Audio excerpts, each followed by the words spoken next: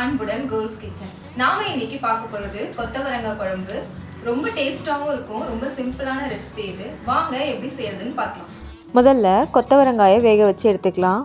அதுக்கு ஒரு பாத்திரத்தில் கட் பண்ண கொத்தவரங்காயை போட்டு வேகிறதுக்கு தேவையான தண்ணி சேர்த்து கொஞ்சமாக உப்பு போட்டு வேக வச்சுக்கலாம்.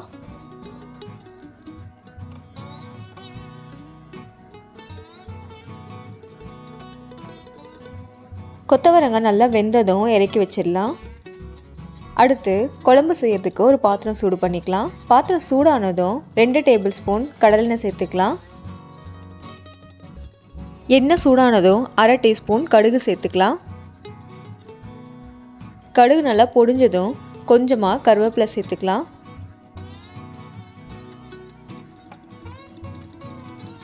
கருவேப்பிலை நல்லா பொரிஞ்சதும் ஒரு பெரிய சைஸ் வெங்காயத்தை கட் பண்ணி சேர்த்துக்கலாம். வெங்காயத்துக்கு தேவையான உப்பு சேர்த்துக்கலாம். சேர்த்துட்டு நல்லா பொன்னிறமாக வதக்கிக்கலாம்.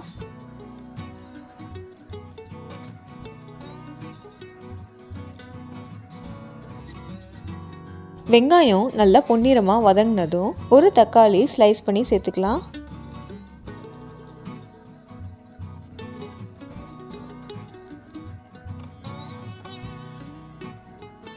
தக்காளி நல்லா வதங்கினதும் மசாலா சேர்த்துக்கலாம். 1/4 டீஸ்பூன் மஞ்சள் தூள்,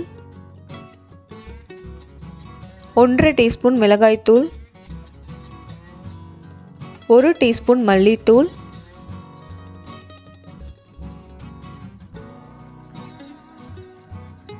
1/2 டீஸ்பூன் சீரகத்தூள் சேர்த்துக்கலாம். சேர்த்துட்டு ஒரு தடவை நல்லா கலந்துட்டு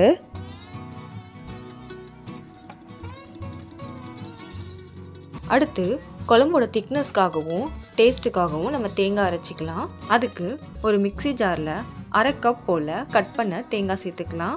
கூடவே 1 டீஸ்பூன் சோம்பு சேர்த்துக்கலாம். சேர்த்துட்டு இதை தண்ணி ஊற்றாமல் ஒரு தடவை அரைச்சிட்டு வந்துடலாம். தண்ணி ஊற்றாமல் அரைச்சி எடுத்துகிட்டு வந்தாச்சு. இப்போது கொஞ்சமாக தண்ணி சேர்த்து இதை நல்லா மையாக அரைச்சி எடுத்துக்கலாம்.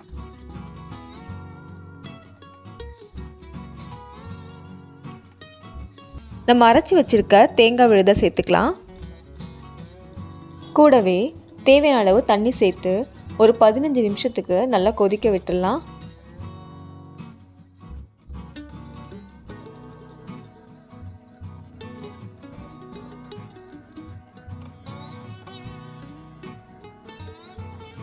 குழம்பு நல்லா கொதிச்சதுக்கப்புறம் மசாலாவோட பச்சை வாசனை போனதும் வேக வச்ச கொத்தவரங்காயை தண்ணியை வடிகட்டிட்டு சேர்த்துக்கலாம்.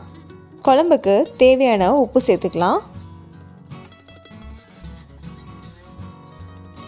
உப்பு சேர்த்துட்டு ஒரு தடவை நல்லா கலந்துட்டு மூடி வச்சிடலாம்.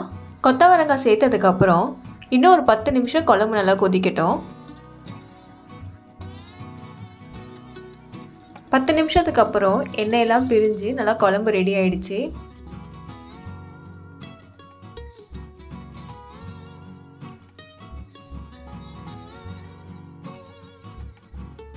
அவ்வளோதான், ஸ்டவ் ஆஃப் பண்ணிடலாம். சுவையான கொத்தவரங்காய் குழம்பு ரெடி. இந்த வீடியோ உங்களுக்கு பிடிச்சிருந்ததுன்னா லைக் பண்ணுங்கள், உங்கள் நண்பர்களோட ஷேர் பண்ணுங்கள், மறக்காமல் எங்கள் சேனலுக்கு சப்ஸ்கிரைப் பண்ணுங்கள், பக்கத்தில் இருக்க பெல் ஐக்கானை கிளிக் பண்ணுங்கள். நன்றி.